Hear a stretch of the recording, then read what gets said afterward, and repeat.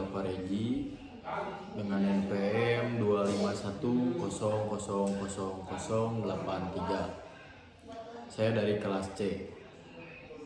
Pada kesempatan ini saya akan merangkum dan menyampaikan kembali poin-poin kunci yang sangat penting oleh Menteri Koordinator Bidang Hukum, Hak Asasi Manusia, Imigrasi, dan Pemasyarakatan, yaitu Bapak Profesor Dr. Yusril Iza Mahendra, yang disampaikan dalam Konferensi Nasional Eks Hukum Perdata pada tanggal 15 Oktober 2025 dengan tema utama Transformasi Hukum Perdata Nasional melalui Pembaruan Hukum Perikatan.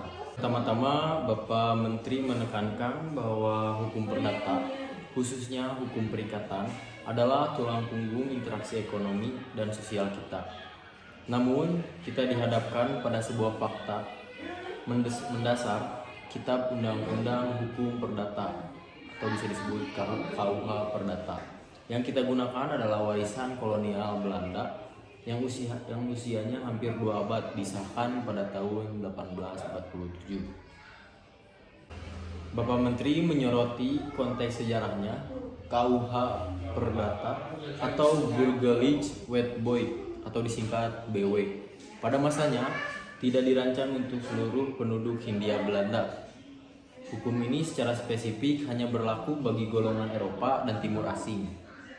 Sementara itu, masyarakat pribumi memiliki sistem hukumnya sendiri pasca kemerdekaan.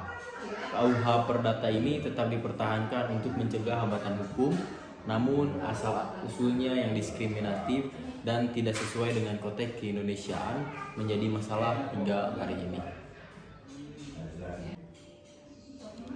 Profesor Yusril menegaskan bahwa hukum perikatan yang usang ini menciptakan 2 tantangan besar di abad ke-21. Yang pertama, ketidakpastian hukum. Aturan yang ada tidak lagi mampu mengakomodasi perkembangan zaman seperti dagangan elektronik, perlindungan data pribadi, dan transaksi digital. Hal ini menghambat iklim investasi dan penyelesaian perdamaian modern. Yang kedua, kesenjangan keadilan. Norma-norma lama gagal memberikan perlindungan yang memadai bagi pihak yang lebih lemah, terutama dalam transaksi digital dan penggunaan kontrak baru. Oleh karena itu, beliau menyatakan bahwa pembaruan hukum perikatan bukan lagi sekadar pilihan, melainkan sebuah keniscayaan bangsa. Bapak Menteri mengidentifikasi beberapa isu krusial yang harus menjadi fokus kita bersama dalam proses pembaruan ini. Pembaruan hukum perikatan, kita perlu mengintegrasikan prinsip-prinsip hukum kontrak internasional modern seperti yang ada dalam unit Troy. Akomodasi hukum perdata Islam. Asas-asas hukum syariah harus diakomodasi untuk menghindari kesan bahwa hukum kita hanya bersumber dari barat. Harmonisasi hukum adat.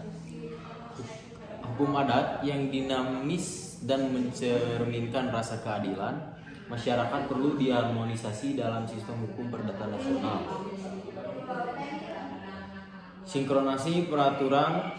Perlunya sinkronasi peraturan lintas bidang, terutama yang berkaitan dengan ekonomi syariah dan arbitrase untuk menghindari tumpang tindih.